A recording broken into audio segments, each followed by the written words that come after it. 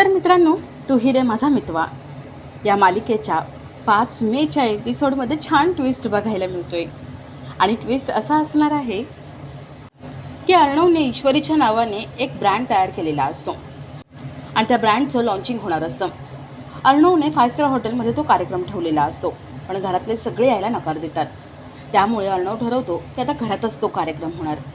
घरामध्ये तो कार्यक्रम ठेवला जातो, पण ईश्वरी सोडलं तर बाकी घरातलं कोणीच येत नाही.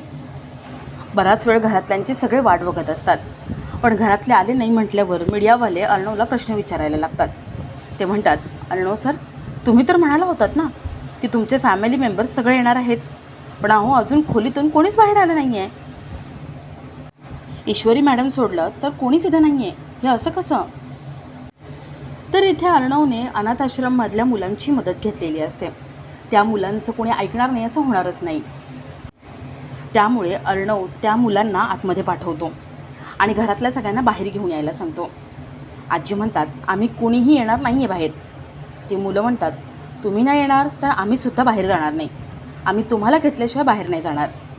ती मुलं सगळ्यांना हाताला धरून बाहेर घेऊन येतात. ईश्वरी इथे मीडियावाल्यांना सगळं सांगणार असते की घरातले का येणार नाही.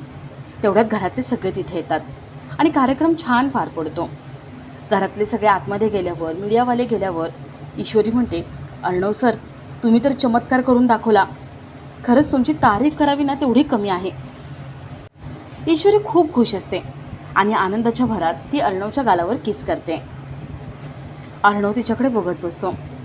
दोघांच्याही मनात प्रेम आहे, पण दोघंच सांगत नसतात, एकमेकांना घाबरत असतात.